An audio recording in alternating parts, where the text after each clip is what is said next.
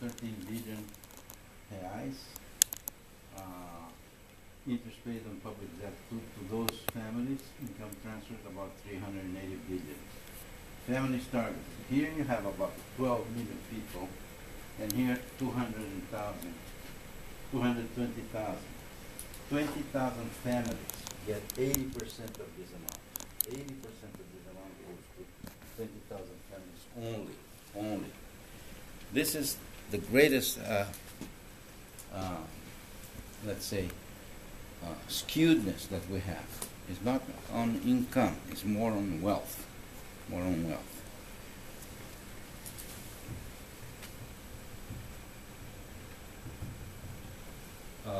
The numbers that this professor of University of Campinas says inequality decreases only refers to salaries and social protection benefits such as Bolsa Família and retirement benefits. Such numbers are equivalent only to 40% of GDP, since researchers do not have access to income originated from capital gains at the highest class. Okay? Interest, rents, profits are not part of this distribution of income. Okay? 30 times more public money goes to few families than to the 12 million people that receive social benefits.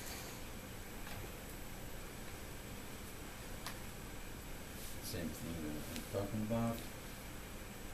Income inequality and race. We have differences of salaries received by whites and by non-whites.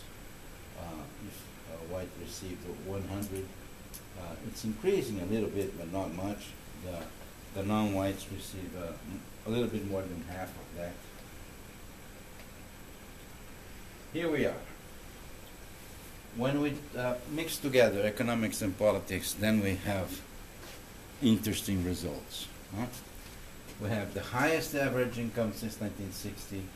We have unemployment is very low, despite the crisis of 2008.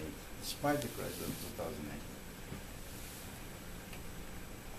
A lot of new things are happening for this new middle class.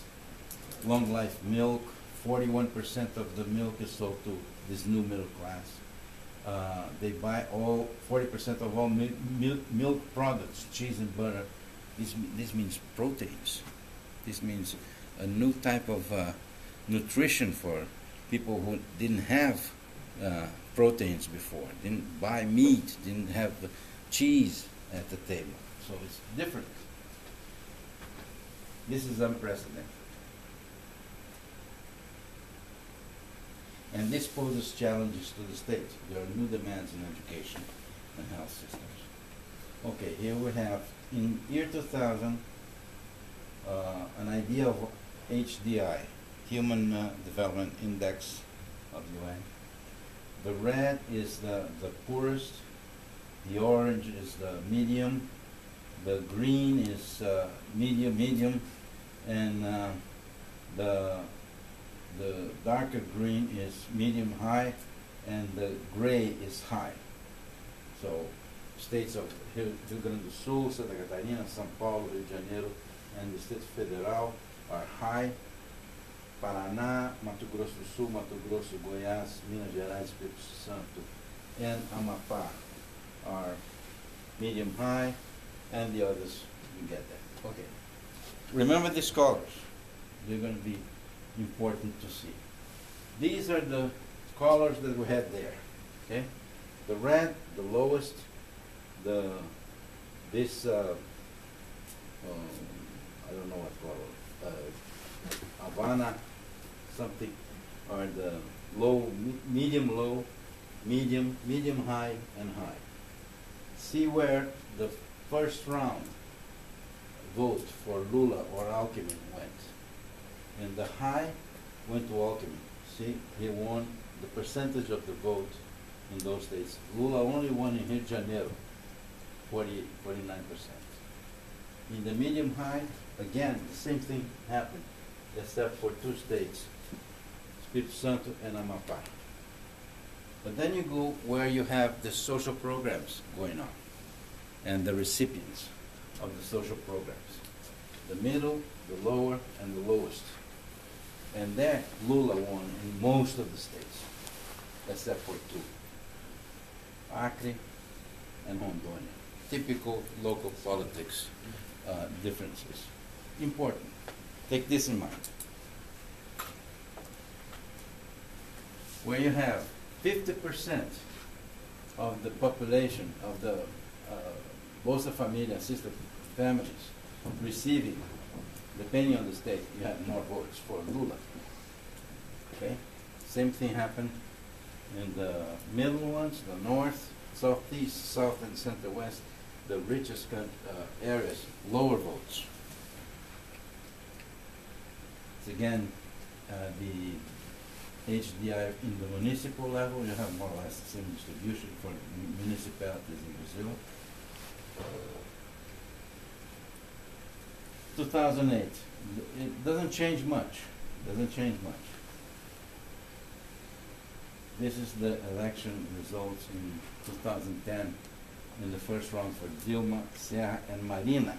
Marina was an important third candidate in 2010, and she's probably running again. See what happens. Here we have a different analysis.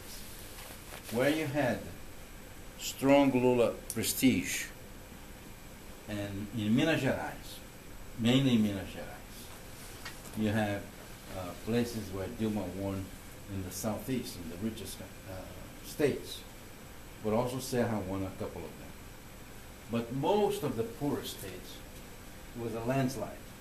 It was really a landslide. The middle and the lowest states was a landslide for Dilma. And Marina only won, Distrito Federal, it's a small number of voters. What you have here is a little bit different. You have, first of all, it's hard to be opposition when social policies are working, right? I mean, well, it's difficult to say, oh, you're not doing well. We're doing very well. Serra was very connected to the Fernando Henrique Cardoso government between 1995 and 2002. So what you have here, not only you have more money for the poor, in the pocket of poor, increased welfare, high Lula prestige, and transfer of vote to Dilma in most of the states that are rich, that didn't vote for Lula in 2006 in the first round, but this time around they voted for Dilma. Largest percentage of Dilma vote in the Northeast, concentrating a large number of the Bolsa Família assisted families, and also minimum salary families.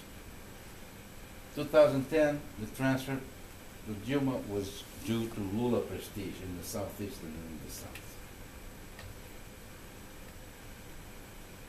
Okay, some new realities and new demands. This is what we're going to have to face in the next 15 years, 10 to 15 years.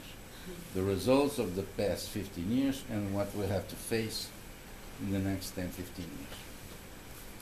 We have to look at what we have now. We have to include these people in social, in education and health systems. That health systems that should work, and they're not working. We have a dual health system. The private system makes a lot of money, including in education, and the new incoming class, middle class, is going to make new demands on the state. You have to do good education, good health system.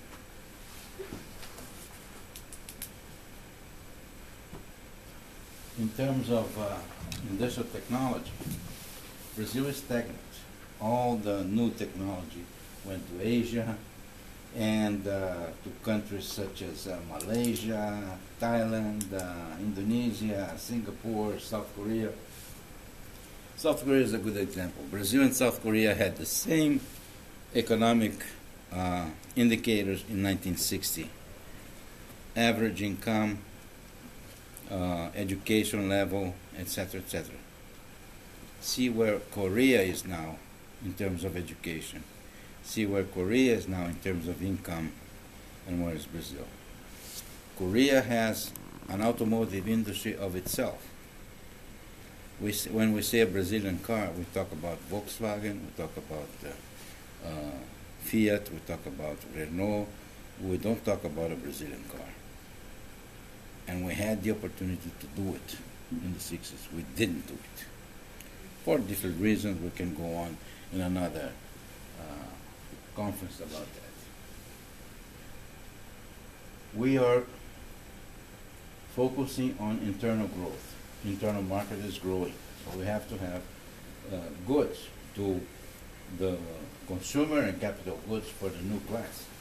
But is this going to be imported goods that are going to drain the income, or are going to be made in Brazil?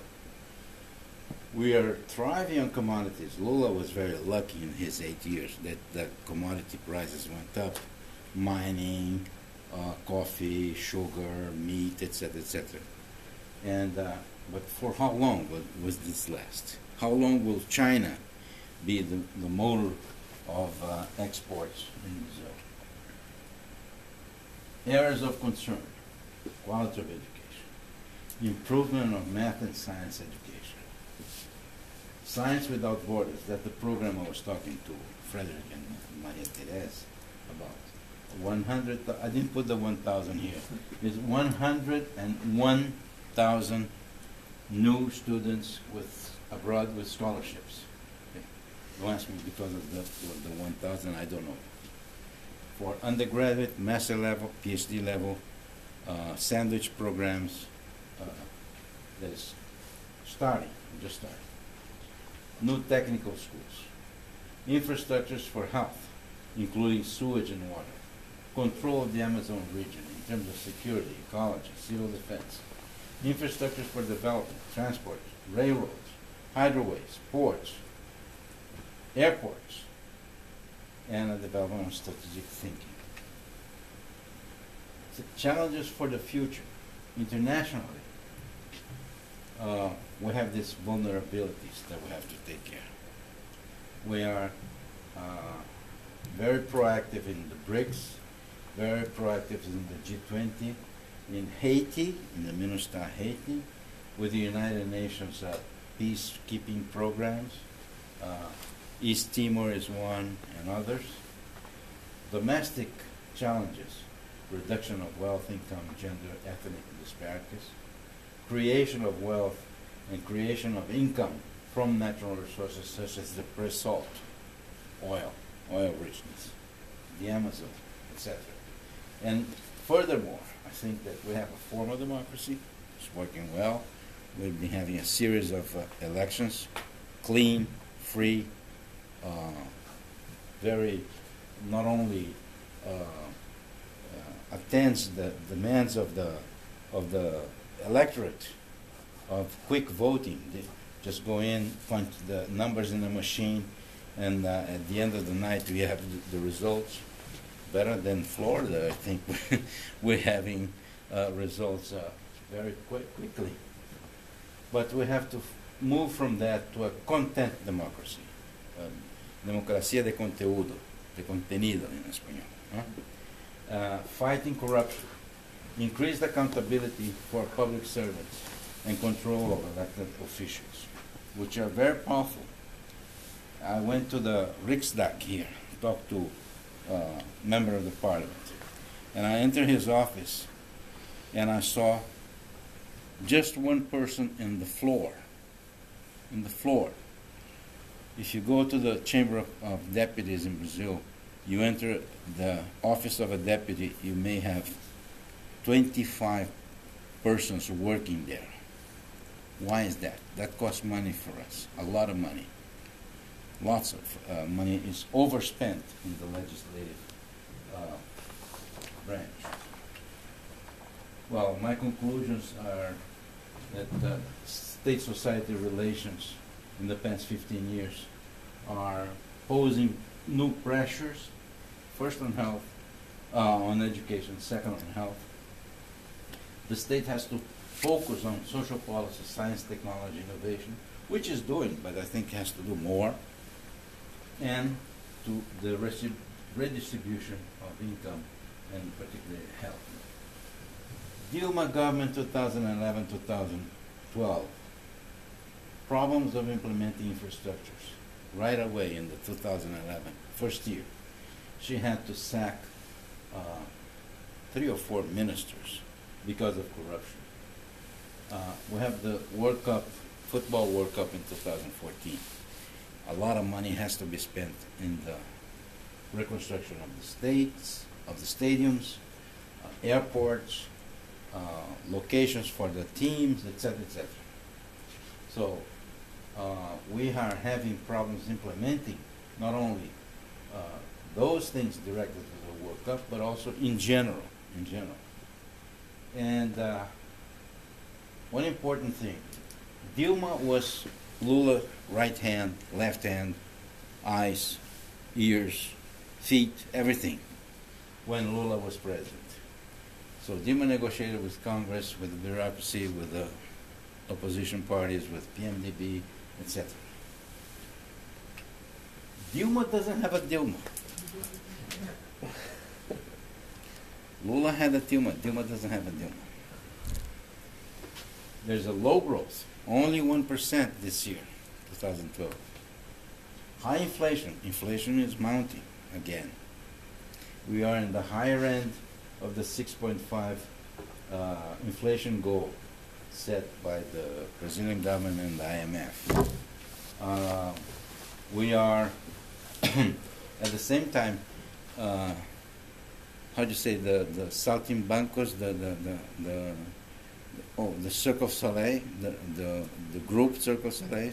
This represents very well what you do to make the accounts close in the budget. Deficit.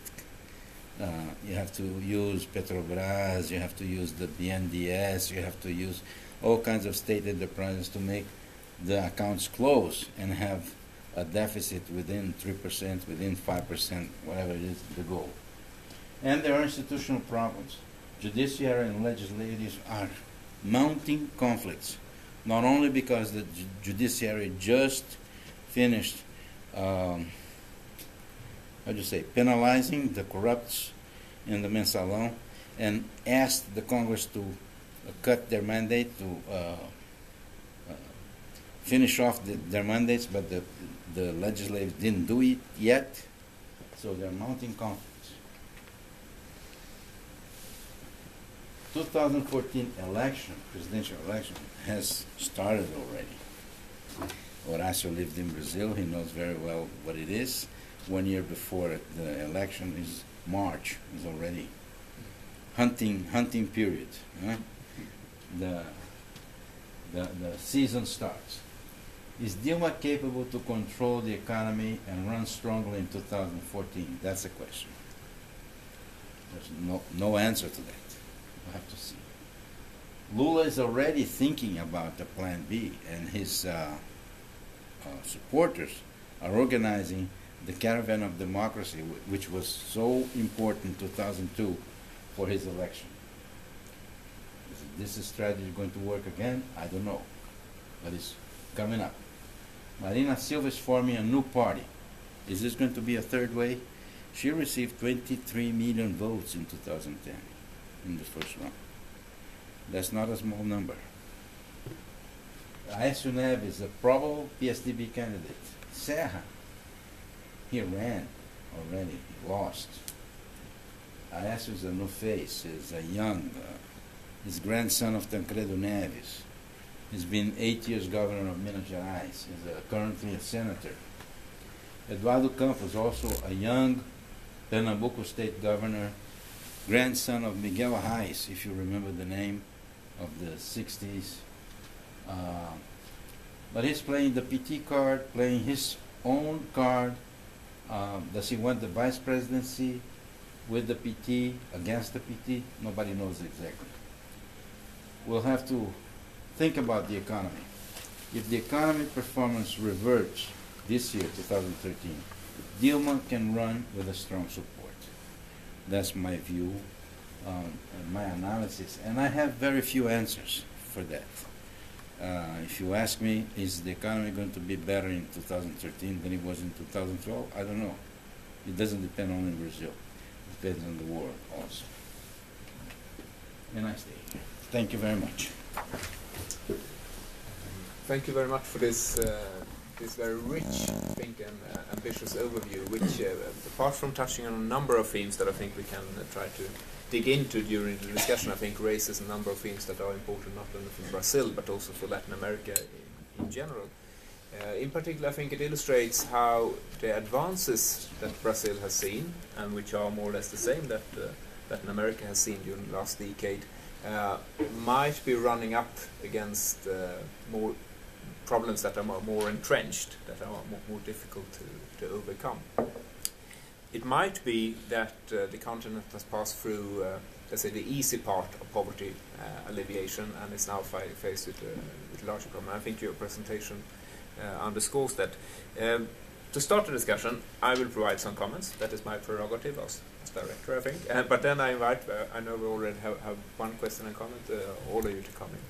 But my overall question would be exactly this. To what extent is there a risk that Brazil, and that might be similar to the rest of the continent, is running into what we can call a glass ceiling of development, in which there are certain mechanisms that you have touched upon that might be reinforcing of, let's say, a difficulty to reach further in poverty reduction and inequality reduction. One of these would be a so-called resource curse. The fact that Brazil is now depending to a large extent on development by financed by export of resources is a vulnerability. It's a vulnerability that's being underscored also by future gains from pre-salt oil exploitation. It might even lead to what I think our friends, the economists, would call the Dutch disease, in which the export or the abundance of natural resources drives up the value of the currency to the extent that it actually hurts development of industry and of services and other exportables. And the first question then would be to what extent the government is aware and handling the additional resources gained from extraction of natural resources. The second, which I think you touched upon and which is very interesting, is to what extent the choice moved of poverty reduction, that is the conditional cash transfers, is actually entrenching the PT in power. It would be wrong to label it as clientelism. It's obviously something much more straightforward, but to what extent can opposition parties, even if the economy goes bad next year, hope to unseat the PT, which a lot of people have to thank for the new entry into the middle class or even further? Is there a possibility here actually of the opposition mounting a credible campaign? And I think we've seen in previous campaigns how difficult it has been to oppose the PT on these aspects. And finally, and this is obviously a question of political judgment, there is the questions of complacency. To what extent is the PT aware of the future problems to address these, and to what extent is there political willingness to discuss new methods of treating, of attacking inequalities and development problems? Is there a discussion, for instance, of moving from conditional welfare benefits to a more generalized welfare benefit that might be a road towards developing this? These would be my first comments, but which I think go for Brazil, but also touch upon the region in general. I don't know whether you would like to touch upon these themes now, or would like to invite more comments from the floor first. Let me go first in this quickly, and then I answer the floor and your question first. First of all, Common is aware of the glass ceiling that you talked about, is aware of the Dutch disease, and but the question is that the political system of Brazil is politics starts at the local level, at the municipality level, and sometimes it's much more important what happens there than what happens in Brasilia or internationally, because they control lots of the political and economic resources that give support to the government in power. That's one thing that has to be taken in consideration. All parties are more or less, how to say,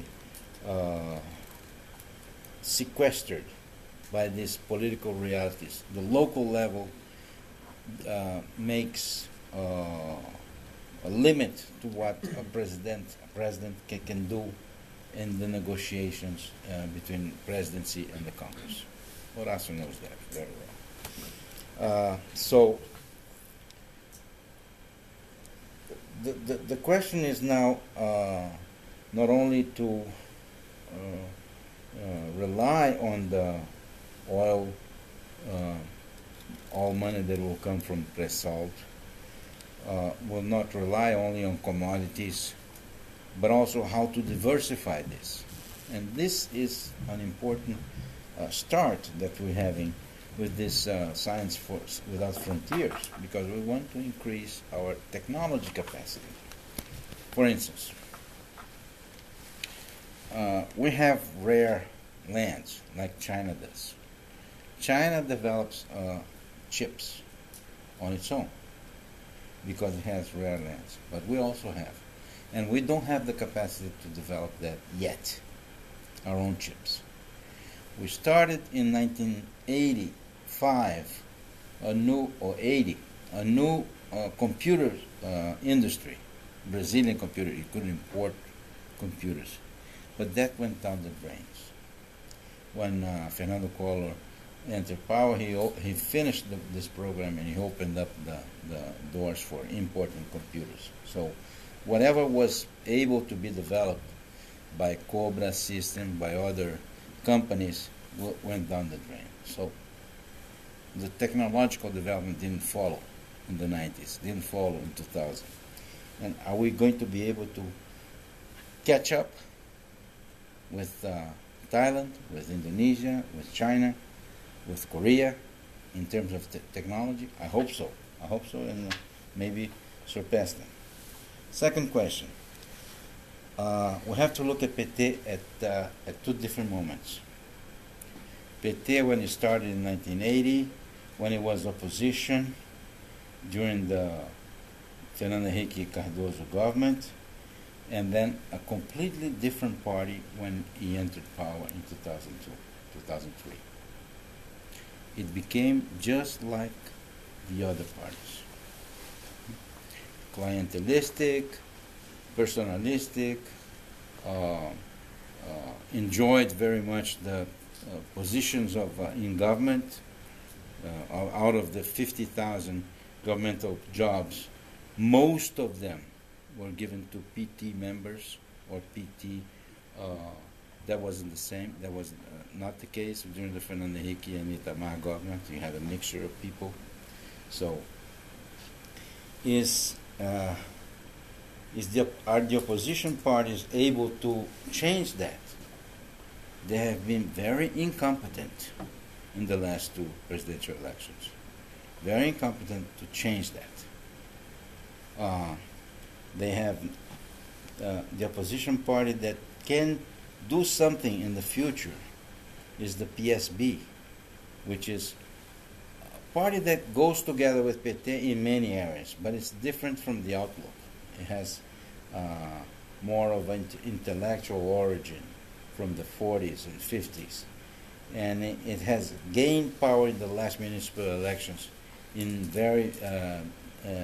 various capitals, state capitals, Belo Horizonte, Recife, Fortaleza, and others. So the opposition parties have to enter in the new game. It's a very new game.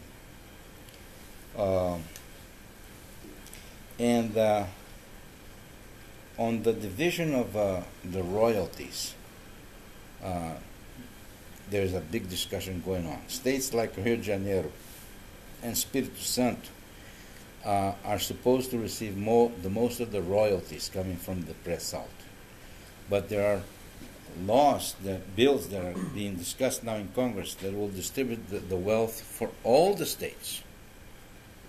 Now, this is a political discussion, and again, the local politics will count much more than the federal level discussions.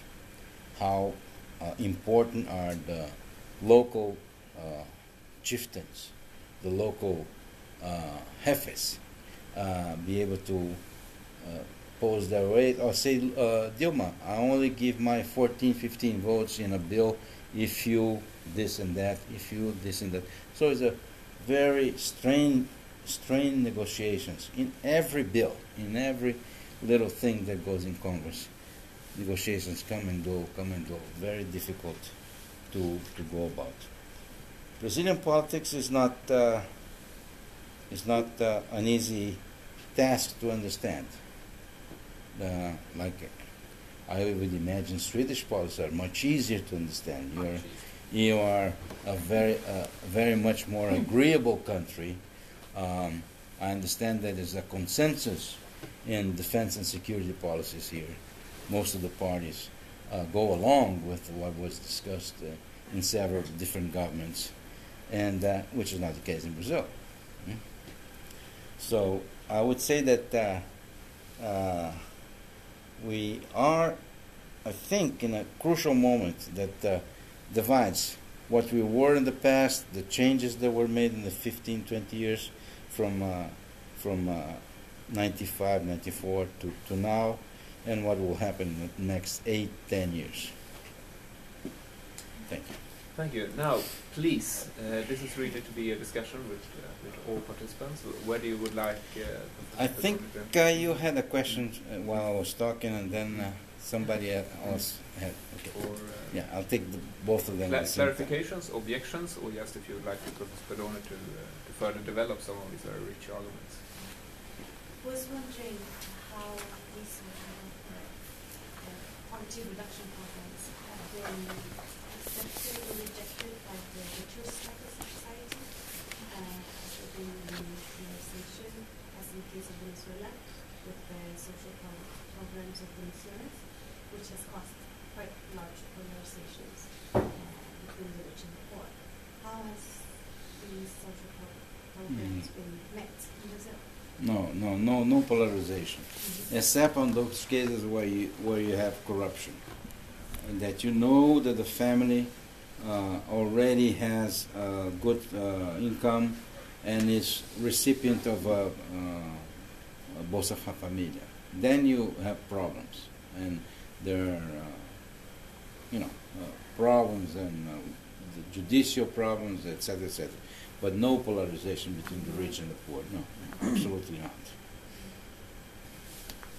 About the resources for funding these programs, because you didn't talk about the tax system in Brazil. Because if you think about the welfare state, for instance, in Sweden and Europe, that is based in this tax system and redistribution. Because, well, I studied the case of Argentina. And in Argentina, there is, there is that problem, how you're going to finance in the future, and to make real reform in relation to inequality and class differences. And you have to touch the rich, and you have to touch the middle class, and you have to touch the tax system. Yeah. So I don't know how it's the question, because that's the discussion now in Argentina. Yeah. Well, I guess we have an income tax system that is very, it touches everybody. Everybody that has an income pays a little bit. And the maximum amount goes up to 27.5% on the income tax. But also you have other type of taxes on the industrialized product, on commerce, on I'd say housing, automobiles, taxes. So, in average, the Brazilian system, the Brazilian citizen is taxed about 35 to 40% of his income or his wealth on the general.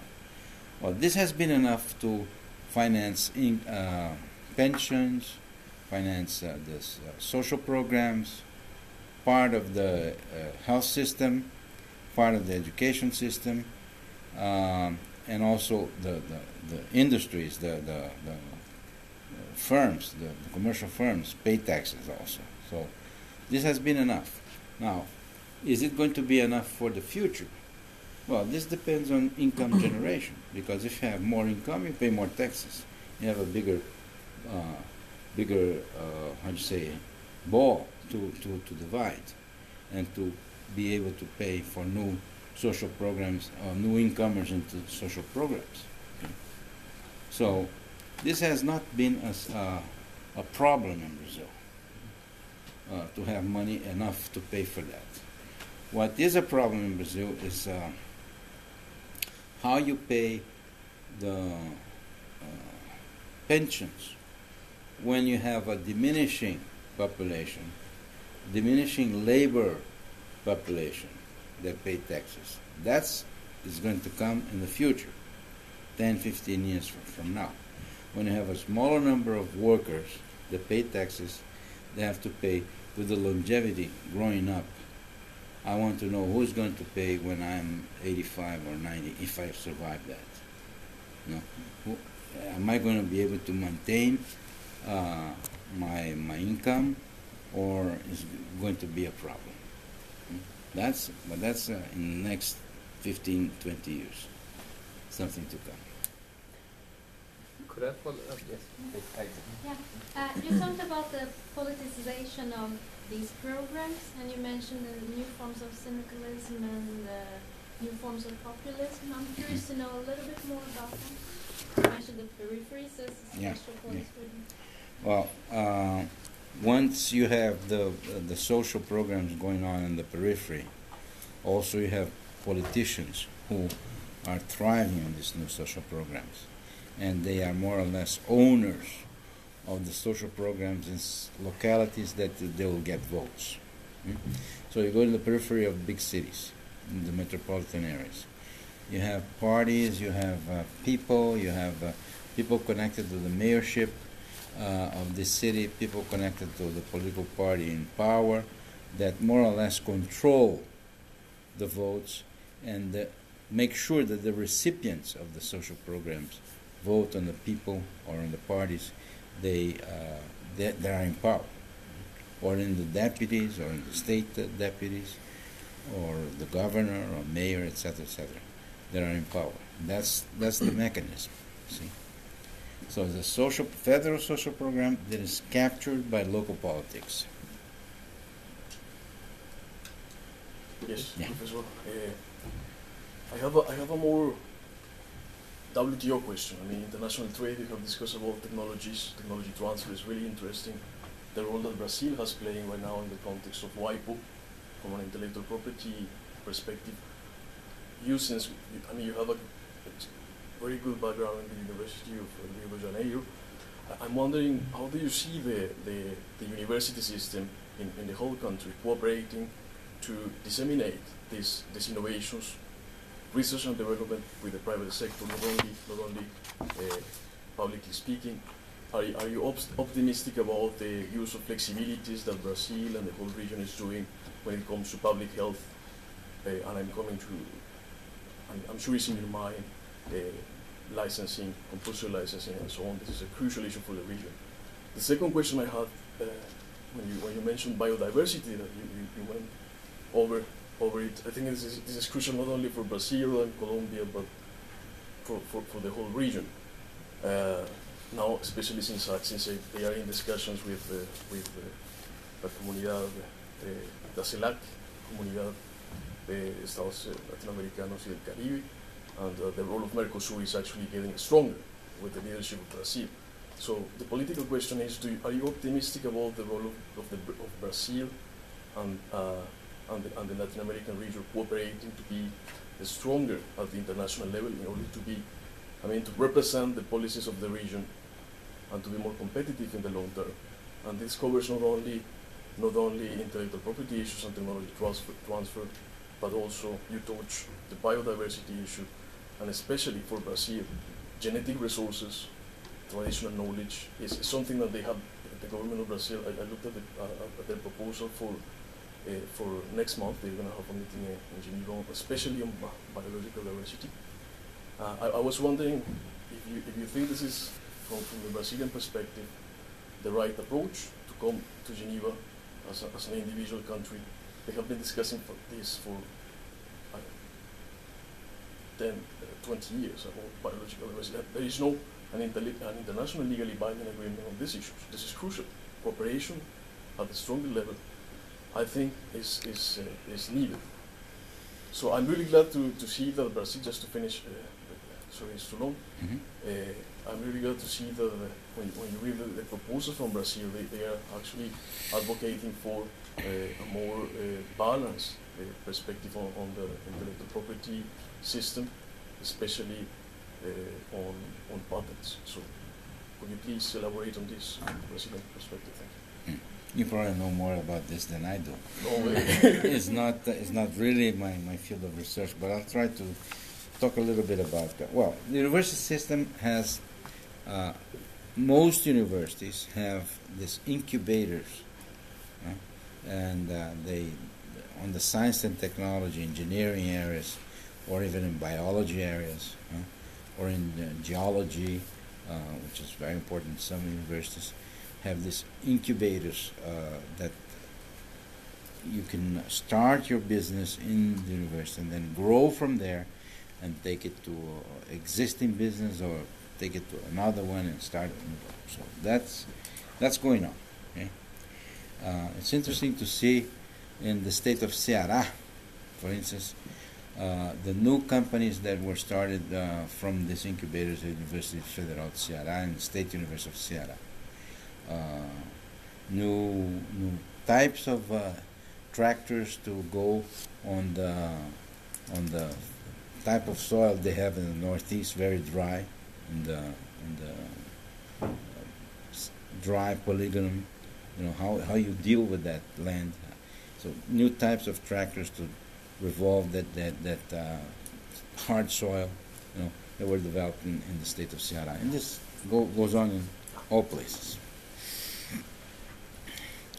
As for the property, the intellectual property, I remember that in '94 there was the Miami meeting between the United States and Brazil and other areas, other countries, to discuss intellectual property.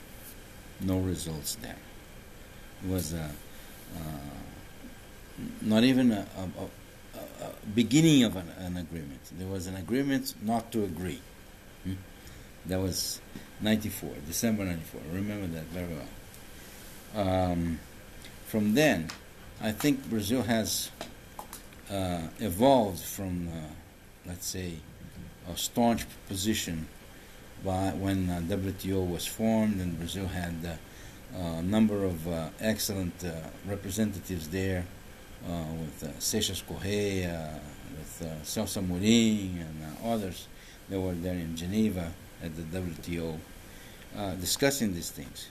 But I don't know how things have evolved. It's not my field of research right now. I think that what will come out, and I know that the current Minister of Foreign Affairs is a person that has been in Geneva before, so he knows how these things work very well. He's been in New York at the UN, so he's a very internationalist person, not only foreign policy for Brazil, Brazilian foreign policy, but also in a multilateral way. Okay, so Antonio Patriota does that very well, and I'm sure that the discussions will follow very thoroughly. And on biodiversity, I don't think there is any good result coming out of Rio Plus 20. It was a good meeting for many things, and we saw it from our apartment in Praia do Flamengo there, and the meetings on Praia do Flamengo were a lot of Indians and other natives, etc. But what were the final results from Rio Plus 20 in environmental policies? Not much. Just the same thing in Copenhagen in December 2009, I think. not many things were happening, and not many things are going to happen in the next future, unless there is a concurrence Yes. of interest. Okay, but when you have countries like United States and Canada and Russia that and China that use energy, carbon is getting high again in consumption. Again, carbon. The exploitation of the shale oil in Canada. I was part of a book, technical revision on a book that was translated to Portuguese, that you have to spend 1 barrel of oil to take 2 out. So that's very inefficient. But at the price that we have, the oil today is profitable. So, and you have pollution, a lot of pollution in the shale oil extraction. So, what we're going to do? Biofuels. Is still well, but who is going to say this to Shell and Total and to Statoil and to Petrobras and this? They still have control a lot of the money that goes on in the world, right? This might be entering into slightly separate discussion, and we can come back to it with the follow-up question. But for now, I have Maria Teresa on the speakers list, and then a question by me actually. But first, Maria Teresa. Yeah, I have 2 questions. First, you were talking about the increase of the middle class. You had about 49% So-called middle class. So-called middle class. And at the same time, you were talking about the need to go from a more formal democracy to a more substantive democracy, or democracy with content. So I wonder how this process of the new middle class, do they demand the expansion of citizenship rights, or how do this affect democracy? If you could elaborate a little bit more on that. Certainly. And my other question, we have heard so much about the participatory budget processes in Porto Alegre, and how this process has strengthened the civil society and empowered citizens now. So I wonder how important is those participatory budget processes for this kind of social policies. Is it one good experience that has been written a lot about, or is there many of those experiences that really have an impact on processes of democratization and expansion of citizenship? Okay. I think that you have a combination of things happening with the new so-called middle class coming up. First of all, you have an increased awareness on how to vote. A lot of the lower classes are captured by clientelism vote. So you exchange a pair of shoes for a vote, or you exchange a pair of glasses for a vote, or you exchange, dentures for votes, and sometimes you give 1 foot of the pair of shoes, and you give a second foot, only after the vote, to make sure that he votes the way you want. So this is old clientelism. I mean, it's on the books. Coronelismo, Inchada e Voto was a book written by Vitor Nunes Leal in the 50s that reflected very well how the old system, old politics worked. Inchada is the shovel, vote, and coronelismo, the old colonels of the interior, the owners of the farms. So they said to the workers on the farm, you have to vote this way. And they voted this way. Is this also coming to the cities, in the periphery of cities? Of course, if you have a greater income, you have more education. You're able to buy a TV. You're able to listen to programs. You're able to discuss more. You go to schools, you discuss more things, and you get an increased awareness. We are a democracy of about 115, 120 million people vote, I would say that 30% of those voters are still a little bit unaware of what they're doing. But this is diminishing. This is diminishing with the increased awareness. Okay? So it goes along. It goes along with this creation of the so-called new middle class. Participatory budget in Porto Alegre. Well, I'm not a PT member. I've never been a PT member. I